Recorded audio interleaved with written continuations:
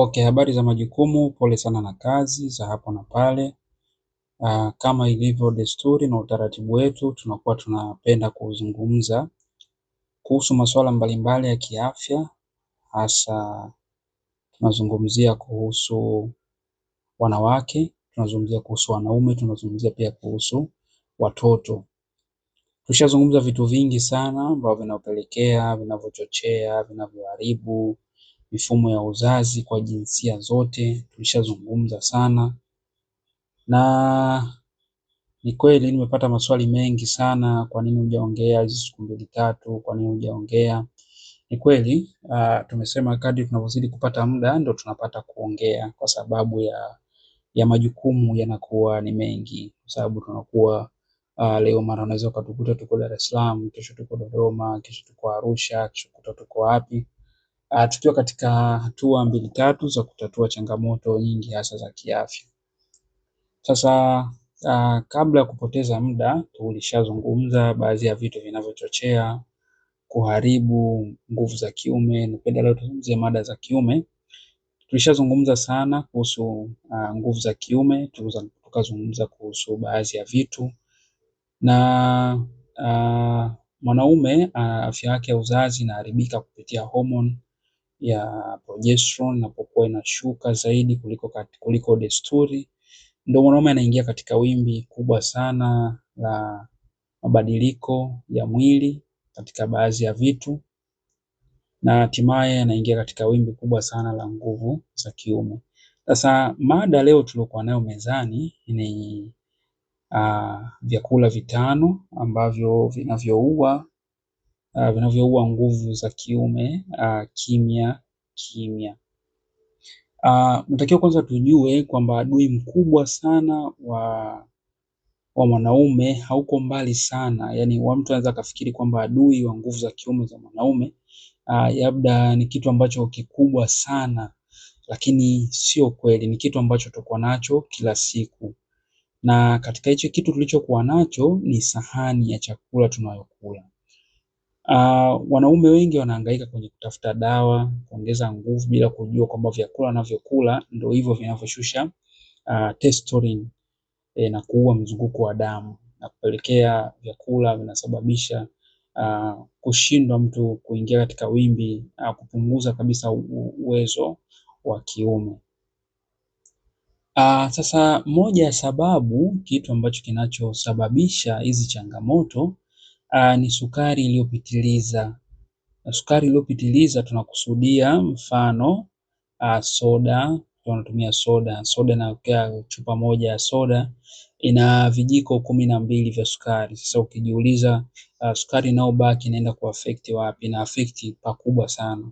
Kwa hiyo ina affect kwenye shinikizo la damu, ina affect kwenye sukari na kupelekea nguvu za kiume zinakuwa zinashuka. Kwa sababu mwili sukari inapokuwa inapitiliza inaanza kuzalisha inasababisha mwili kutoa homoni ya insulin kwa wingi. Sasa insulin inapokuwa kwa wingi mwilini inapelekea kiwango cha testosterone au homoni ya kiume inakuwa inashuka kwa kasi sana. Sasa badala ya kunywa soda au kunywa vitu vyenye vitamu, mfano keki, kunywa vitu vyenye sukari nyingi, instead ya kutumia vitu kama hivyo, basi ni vizuri zaidi kunywa maji au kutumia matunda bila kuweka sukari. Hiyo itakusaidia kuongeza badala ya kupunguza zaidi. Lakini tukiachana na hivyo vitu vya sukari vinakuwa vinasababisha homoni za kiume zinakuwa zinashuka, kuna hii changamoto nyingine, mafuta ya kupikia. Mafuta ya kupikia unaweza ukasema kwamba ni mafuta ambayo ni mafuta mengi sana ambayo tunatumia, kweli sana, mafuta mengi sana ya dukani ambayo yana kiasi kikubwa sana cha omega 6 fatty acid ambayo inasababisha mwili kupata inflammation, yani uvimbe wa ndani. Lakini pia inaharibu sana hata mishipa ya damu, kwa sababu bila mzunguko wa damu basi hakuna nguvu za kiume. Yaani mzunguko wa damu unapokuwa ni mdogo, basi uume wako unakuwa unasinyaa. Watu wengi wanaingia kwenye wimbi kubwa sana la uume wao kusinyaa, yaani uume wao unarudi ndani. Sasa badala ya kutumia hayo, tumieni mafuta ya mzeituni, tumieni mafuta ya nazi, tumieni mafuta ya samli. Haya ni mafuta mazuri zaidi, yanakuwa badala ya kublockage na kuziba kwa mirija ile kupelekea damu kuwa chini, itakusaidia kuwa vizuri. Lakini pia sababu ya tatu tunasema bidhaa za soya. Tunatakiwa tujue kwamba soya ina virutubisho vinavyoitwa phytoestrogens. Hivi vinasababisha kupandisha kwa homoni ya kike, yani estrogen. Ukila soya nyingi, mwili wako unaanza kutoa ishara za kike na kushusha wanaume wako. Yani ukiwa unakula vyakula vya soya vingi, inapelekea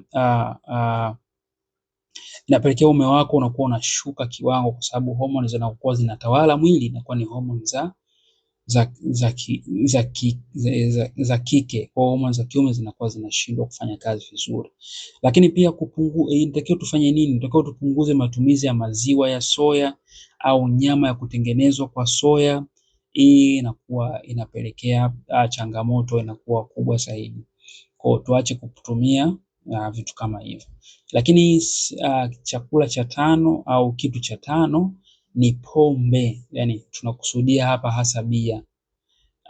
Kwa sababu chanzo cha kuzungumzia bia, bia inatengenezwa na kitu kinaitwa kimea au kinaitwa hops, ambacho kina kiasi kikubwa cha estrogen. Pia pombe inaharibu ini, na ini linapokuwa linaharibika linashindwa haliwezi kuondoa estrogen ambazo za ziada mwilini mwako. Kwa hiyo ukiwa unatumia pombe, kina kitu kinaitwa kimea, kina kitu kinaitwa hops ambacho kina kiasi kikubwa cha estrogen. Na pia pombe inaharibu ini kama tulivyosema hapo mwanzo. Kwa hiyo ini inapokuwa inaharibika, inashindwa kufanya detoxification ya sumu mwilini na inashindwa hata kushusha homoni ya estrogen na ya ziada mwilini mwako. Kwa hiyo ushauri hapo ni kuacha au punguza sana pombe, ili kuruhusu ini lako lifanye kazi vizuri sana. Lakini pia sababu ya tano au kitu cha tano, vyakula vya makopo na plastiki au tunasema processed food. Vyakula hivi vina chemical inaitwa BPA. Chemical hii ni adui mkubwa sana wa mfumo wa uzazi wa mwanaume na inapunguza idadi ya mbegu au tunasema sperm count, inakuwa na low sperm count. Mbegu zako zinakuwa zinatoka lakini sio katika ubora ule ambao tunautaka. Processed food ni vyakula ambavyo vya viwandani, vyakula ambavyo vinakuwa vimewekwa muda mrefu. Labda unakuta nyama ambayo inakuta imechinjwa kule labda miezi miwili ndio imefika labda kwa nchi ambayo uliokuwepo, alafu imekaa pengine kwenye mafriji labda wiki mbili ndio unakuja kuipata wewe. Kwa hiyo unakuta nyama imekaa muda mrefu, ubora wake unakuwa sio mzuri. Kwa hiyo inakuwa kuna chemical mule ndani unakuwa unaziweka. Sasa zile chemical ndio zinaharibu mfumo wako wa uzazi. Sasa hivi ni vitu vitano ambavyo tulivyokuwa tunavizungumza siku ya leo. Sasa badala ya kula vitu hivi, anza kutumia vyakula vinavyojenga. Kwa mfano kutumia mimea hulba,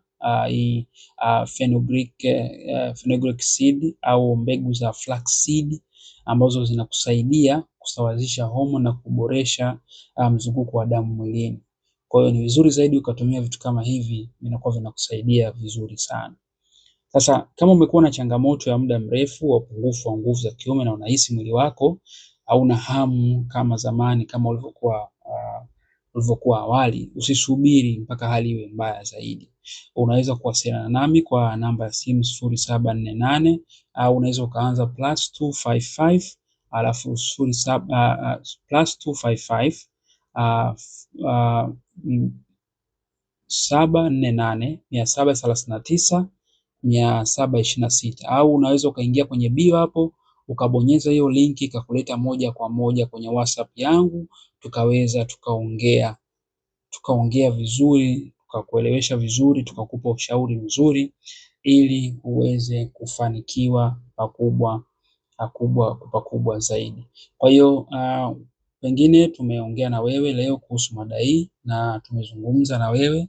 Kwa hiyo pengine wewe sio mhusika, lakini una mtu unamfahamu ambaye ni mhusika, ambaye ana changamoto kama hii. Kwa hiyo unaweza ukamdirect kwetu sisi au kashare na hii link kwake yeye akapata kujifunza na kujua zaidi.